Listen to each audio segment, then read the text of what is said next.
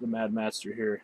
I know it's been a long time since I've done a video, and I'm going to actually make it a more regular thing now because just decided that it's a good way to express frustration and anger and have fun and make 13 cents from AdSense or whatever.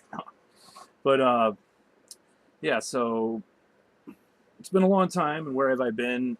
I have been doing a lot of stuff and exploring a lot of different avenues in life and everything. But here I am again, and I will not quit just out of my perfectionist thinking, which is a lot of the time that I do that. So, anyways, I found this very hyperbolic article the other day called "We Are Losing a Whole Generation of Young Men to Video Games," and for some reason it rubbed me the wrong way. I guess not because I don't agree with anything in the article, but just because I thought that some of the things within the article were kind of bullshit. So what does this guy say? Kyle Smith, one night in the mid 1990s. Okay, so we're already out of the gate. You know, this guy is kind of Generation X, or maybe he's in the middle, kind of like, or closer to Generation X or whatever. So talks about civilization and how he was playing it as a kid, and he thought that time just went by too quickly when he was doing it, and he got addicted to it. Surveys tell us these men are happy. The 1990s fear that playing first-person shooter games turns you into a violent psycho has been debunked. So at least he's not one of those types of people. Farmers and marine men, video games have become a substitute for living. They're so addictive and soul-consuming. They're unlike other leisure activities. Every hour spent on Ghost Recon or Grand Theft Auto 5 is an hour you could have spent more productively. So I agree with that part of it. I don't really play that many video games. I own a lot of video games, but I don't usually play them for some reason. I don't know. I've just kind of consumed by my other projects, including music and all the other shit I do, that I really don't feel like I have the time. Plus, I work at a soul-consuming job that doesn't really allow for me to do anything else but work and do my other passions and hobbies. So this is where I have a problem with this article. So there's one thing about so that's also true for golf, but rarely do you hear that someone has quit his job and is living in mom's basement obsessed over putting. Okay, that's true. So problem is that for many young men, video games have become a substitute for living. Okay, that's true to some extent. I would say maybe it's hyperbolic and exaggerated in this article, but maybe that's true for some people. You hear about, if you're like an online dating site, like you're talking to a girl or something, it's like, or you're looking at their profile, she's like, oh, don't be one of those, my ex-boyfriend played Xbox all day and that's what I did. That fucking sucks. That's terrible. So if video game addicts are engaged in mass retreat from life, men aged 21 to 30 work 12% fewer hours in 2015 than in 2000. Okay, all right. So we're getting somewhere here with this. What the thrust of this article is, and why I'm opposed to it. So I'm going to get to that in a second. But the percentage of young men who worked 0 weeks over the course of a year doubled in that period to an alarming 15%. Those working hours, ooh, we got to be productive.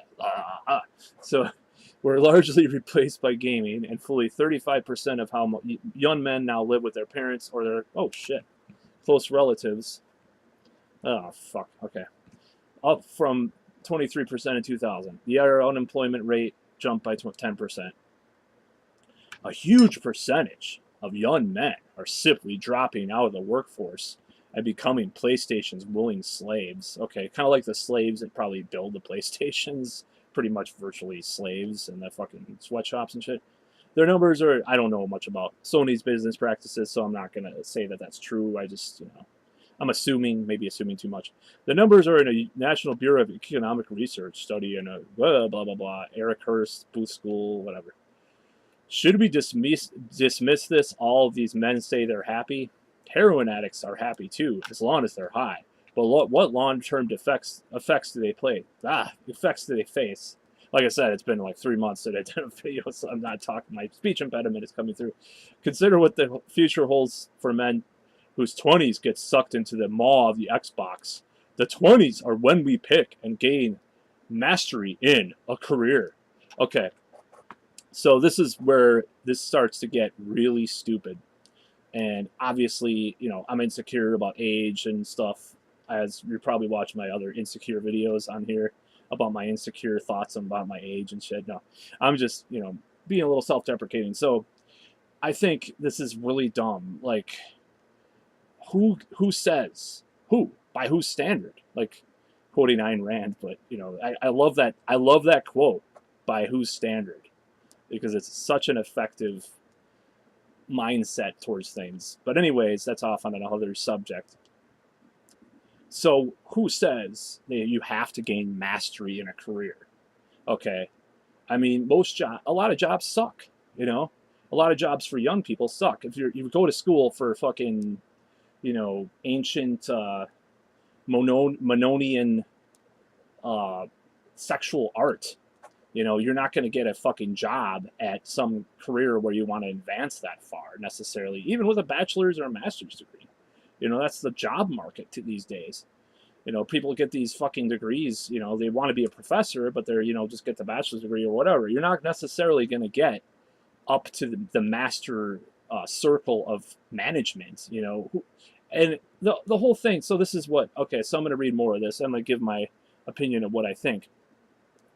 If these men intend to start their lives at 30, they're going to find themselves as a huge advantage. Like I have, yeah, well, I started my life at 30. I mean, honestly, like I didn't fucking know shit from Shinola back in my 20s. So anyways, and I'm still learning. I'm not even there, halfway there yet. But anyways, they're going to be sullen when told to start at the bottom when peers they knew at school are already in management positions. Maybe they'll turn down work and pick up the gaming remote. Maybe they'll drift towards their 40s without ever really launching. Women usually don't go for men who are less successful than they are, so gaming is going to cause a huge surge in dissatisfaction among members of both sexes. Unemployed or underemployed men reside in a casa de la mama, whose major life skill involves pretend shoot-em-ups are not going to impress many ladies. Accomplished women are just going to discover the competition for male peers even tougher than it is today, for when there are about 3 women for every 2 men enrolled in college. So this is fucking bullshit. I'm going to tell you why. First of all, there's so many generalizations in this statement right here, this paragraph. First of all, you know, who cares? I mean, if I'm not saying like, you know, a lot of people. Let's say, what is a good career to put someone? Is it fucking working for a corporation and rising in the ranks and working your ass off for someone else, even if you're in middle management, which is what this guy's talking about? Or is it playing video games and maybe starting a gaming channel, gaining 1 million subscribers, and then fucking making money, you know? Maybe that's what they'll do. Who knows? So it's like, why? It's just so stupid. It's just like, you gotta fall into the capitalist paradigm of rising in a corporation or else you're a piece of shit. Basically, that's what this article's saying. That's what really rubbed me the wrong way. And then they talk about this attraction thing. So women usually don't go for men who are less successful than they are. Okay, so my longest term girlfriends in my life both had bachelor's degree. One was going for a master's degree. What do I have? I didn't even have an associate's degree when I dated the girl with the bachelor's degree. And she wanted to fucking marry me. So, I mean, fucking, I wouldn't want to marry her for various reasons. But anyways, so this is just complete bullshit. That's not what attraction is. It's just like this fucking societal conditioned view of attraction this Kyle Smith has, you know? So it's fucking complete fucking nonsense. It's just so stupid. Accomplished women, ones that are slaves to corporations, right? They rise in the ranks. I mean, this guy's not even thinking about the tech thing. Like, it's just pisses me off.